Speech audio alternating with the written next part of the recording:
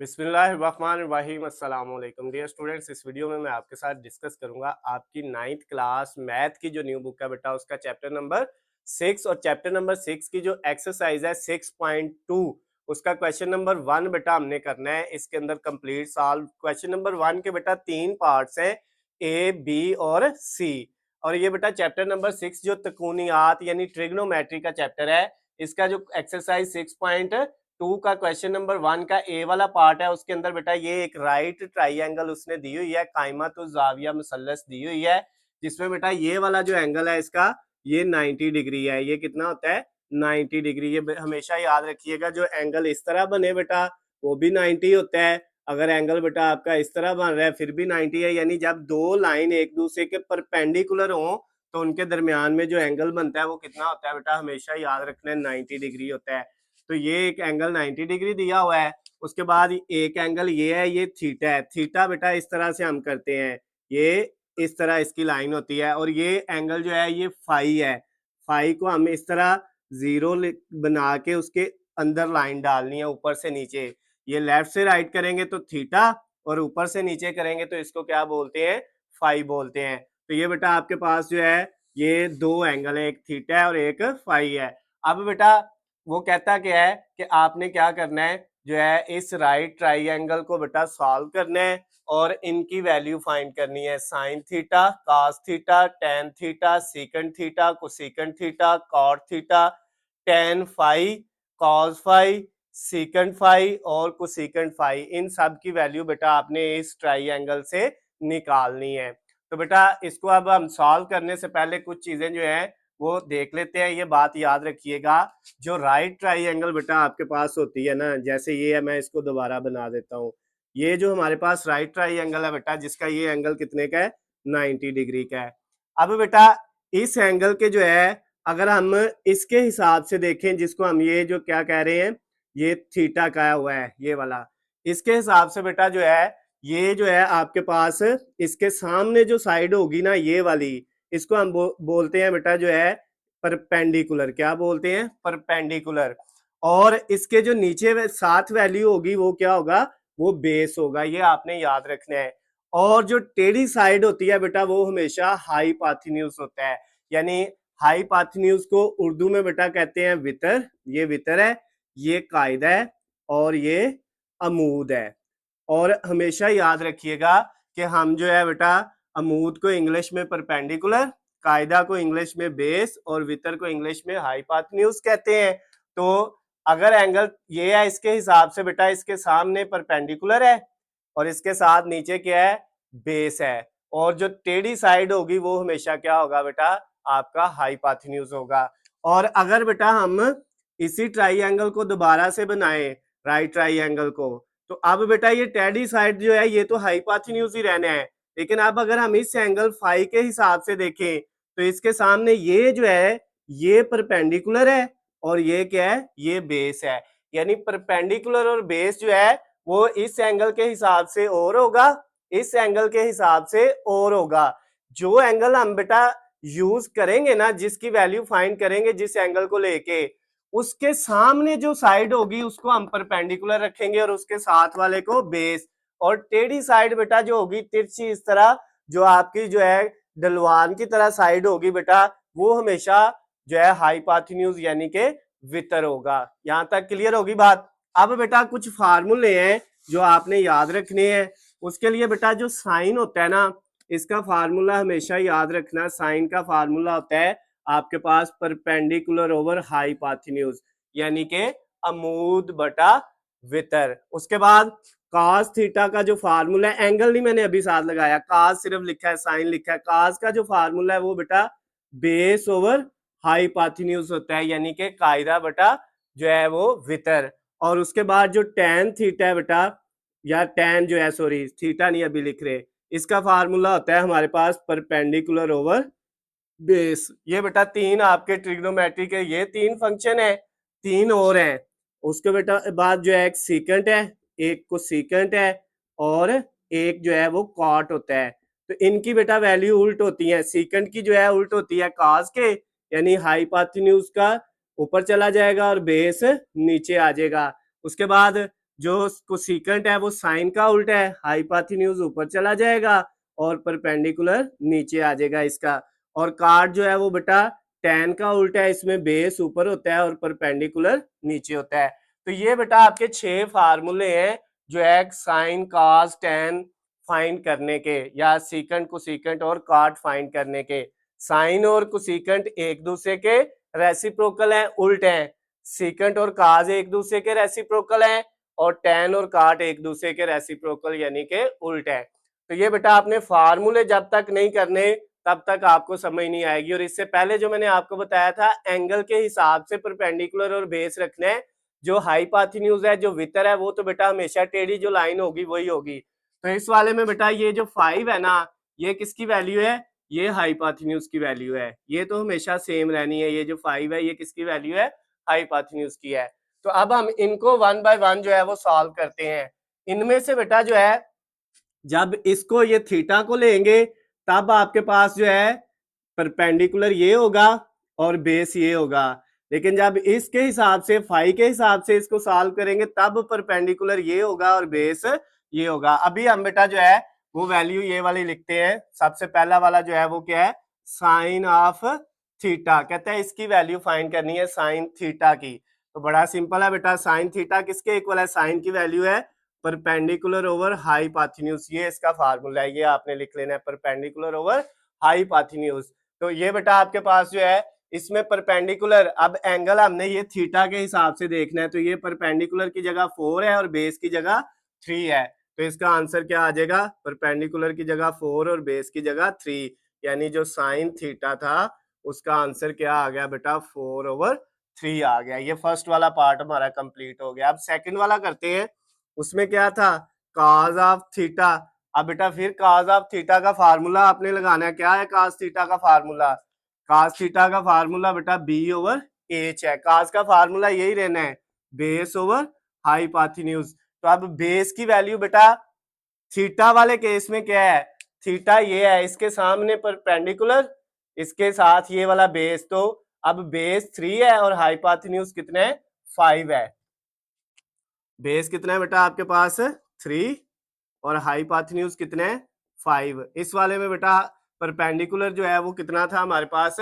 जो है वो 4 था और हाइपोटेन्यूज की वैल्यू मैंने यहाँ पे बेस की लिख दी है, ये कितनी है? 5 है। इधर भी हाइपोटेन्यूज की वैल्यू 5 ही आनी है। तो ये बेटा cos ऑफ थीटा जो है सेकंड वाला जो है वो भी बेटा हमारा सॉल्व हो गया है। अब हम इसके बाद जो है थर्ड वाला जो इसका पार्ट है फर्स्ट वाले का वो करेंगे। वो क्या है? tan of theta. तो अब बेटा tan थीटा की जो वैल्यू है हमारे पास वो क्या है? वो उसका फार्मूला सामने आपको नजर आ रहा है tan थीटा का, वो है परपेंडिकुलर ओवर बेस। तो अब बेटा थीटा के केस में थीटा ये है, याद रखिएगा। इसके केस में परपेंडिकुलर क्या है? इसके केस में बेटा परपेंडिकुलर ये है 4 और ये बेस है। तो इसके केस में बेटा आ गया 4/3, यानी tan थीटा की जो वैल्यू आई हमारे पास वो आ गई 4/3। ये इसका आंसर आ गया। उसके बाद बेटा नेक्स्ट वाला पार्ट करते हैं। ये भी हो गया, ये भी हो गया, ये वाला भी हो गया। अब ये वाला करते हैं सीकेंट थीटा।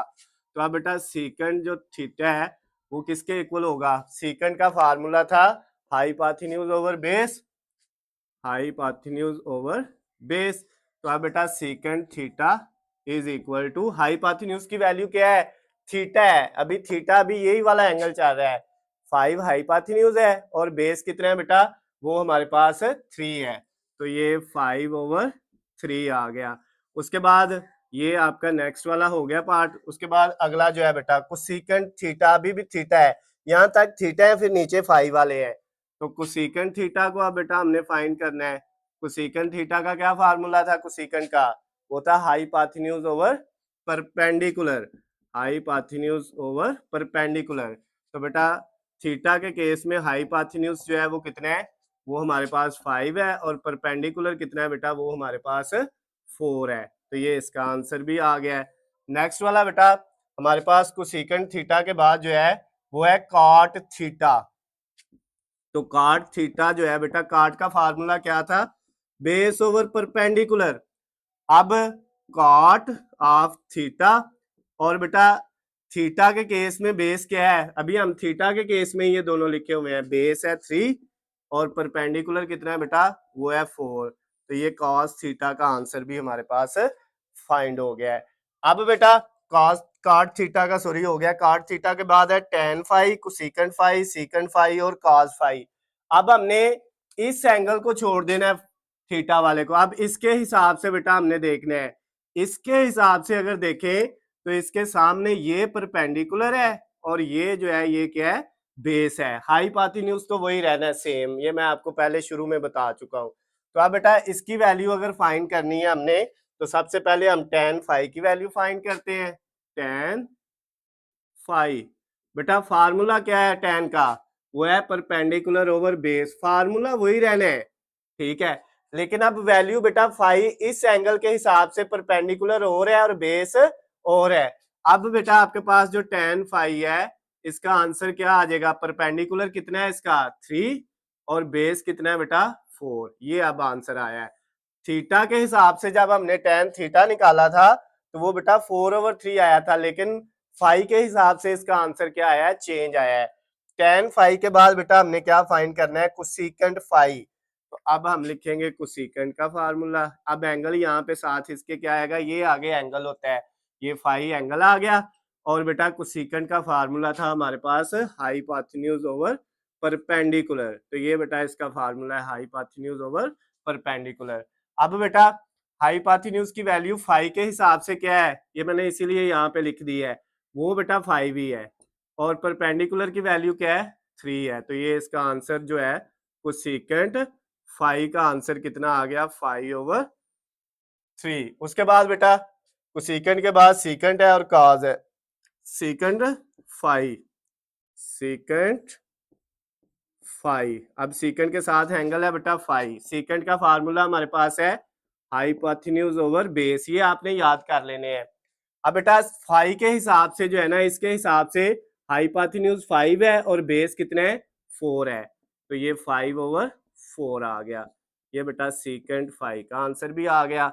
और अब आखिरी जो है बेटा इसका, जो फर्स्ट वाले क्वेश्चन का ए वाला पार्ट है, ये वाला ट्राइंगल वाला, उसका बेटा आखिरी वाला जो यूज है वो है cos phi, cos of phi. और cos फाई का जो फार्मूला है बेटा वो कितना है, बेस ओवर हाइपोटेन्यूज, ये फार्मूला है।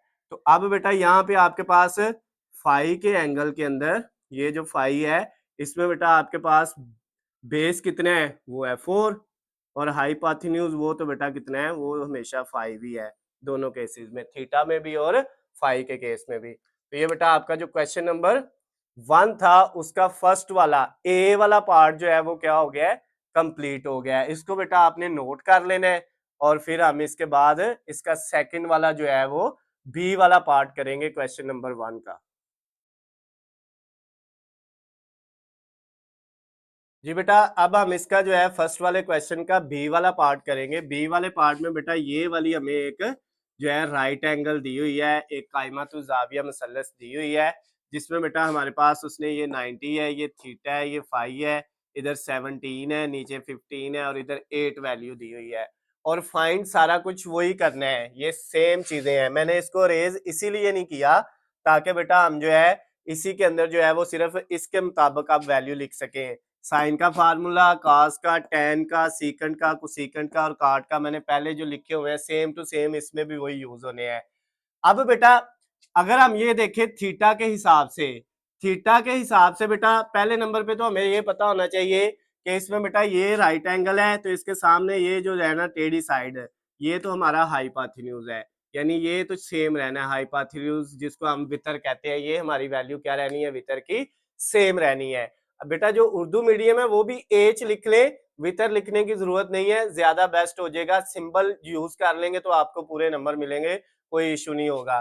तो ये हमारा जो है वितर है, हाइपोटेन्यूज है। अब बेटा इस एंगल के हिसाब से ये परपेंडिकुलर है 8 और ये जो है ये बेस है 15, क्योंकि मैंने आपको बताया था जिस एंगल के हिसाब से लेना है उसके सामने वाली साइड परपेंडिकुलर होगी और उसके साथ नीचे जो होगी वो क्या होगी, वो बेस होगी।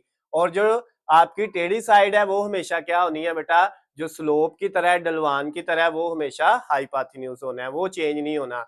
वो चाहे इस एंगल में भी यही रहना है, इसमें भी। अभी हम थीटा के हिसाब से करते हैं। सबसे पहले हमने फाइंड करना था साइन थीटा, तो साइन थीटा का फार्मूला क्या था, परपेंडिकुलर ओवर हाइपोटेन्यूज। हमने सेम ऐसे लिखना है। अब बेटा इस केस में परपेंडिकुलर की वैल्यू कितनी है, आपको नजर आ रही है, कितनी है परपेंडिकुलर की वैल्यू, 8 है। तो हम इस 4 की जगह क्या लिख देंगे, 8 लिख देंगे। और ये जो हाइपोटेन्यूज है इसकी जगह बेटा वैल्यू कितनी है, 17। तो हमारा ये फर्स्ट वाला जो है साइन थीटा का आंसर आ गया। फिर बेटा हमने cos थीटा का आंसर निकालना था, उसका फार्मूला क्या है, बेस ओवर हाइपोटेन्यूज। फार्मूला तो सेम रहना है। अब बेस की वैल्यू इस वाले में कितनी है, इसमें मेरे साथ बेस की वैल्यू है 15, तो हमने इधर 3 की जगह 15 लिख दिया। और हाइपोटेन्यूज की वैल्यू आपको नजर आ रही है, वो कितनी है, 17। तो cos थीटा भी फाइंड हो गया। अभी हम थीटा के हिसाब से ले रहे हैं, और ये परपेंडिकुलर थीटा के हिसाब से है, और ये बेस भी थीटा के हिसाब से है। जब फाई के हिसाब से करेंगे तो ये चेंज हो जाएंगे, हाइपोटेन्यूज सेम ही रहेगा। अच्छा बेटा, फिर हमने तीसरी चीज tan थीटा फाइंड करना था, उसका फार्मूला है परपेंडिकुलर ओवर बेस। तो अब परपेंडिकुलर की वैल्यू इस केस में हमारे पास है 8, हमने यहाँ पे 8 लिख दी, और बेस की वैल्यू है बेटा हमारे पास 15, तो 8 ओवर 15 आ गया। उसके बाद नेक्स्ट बेटा जो हमारे पास है सीकेंट थीटा, ये भी थीटा है। सीकेंट का फार्मूला हमारे पास होता है हाइपोटेन्यूज ओवर बेस, ये है बेटा सीकेंट का फार्मूला, हाइपोटेन्यूज ओवर बेस। तो इसमें हाइपोटेन्यूज की वैल्यू है 17। अब जो सेकंड वाला कर रहे हैं, ये वाला बेटा सेकंड वाला बी वाला जो है, फर्स्ट क्वेश्चन का बी वाला पार्ट है। और नीचे बेस की जगह बेटा हमारे पास कितना आ गया, 15, तो ये 17/15 आ गई। उसके बाद कोसेकेंट थीटा की वैल्यू, कोसेकेंट का फार्मूला होता है हाइपोटेन्यूज ओवर परपेंडिकुलर। इस केस में बेटा हाइपोटेन्यूज कितने हैं, 17, और परपेंडिकुलर कितना है, 8, तो ये 17/8 आ गया बेटा। नेक्स्ट वाला कॉट थीटा, कॉट का फार्मूला हमें पता है वो क्या होता है, बेस ओवर परपेंडिकुलर, वही लिखा। और उसके बाद कॉट थीटा की वैल्यू आपने निकालनी है, बेस की वैल्यू इस वाले केस में 15 है, 3 की जगह कितना आ जाएगा, 15, और जो परपेंडिकुलर है उसकी वैल्यू कितनी है, 8 है।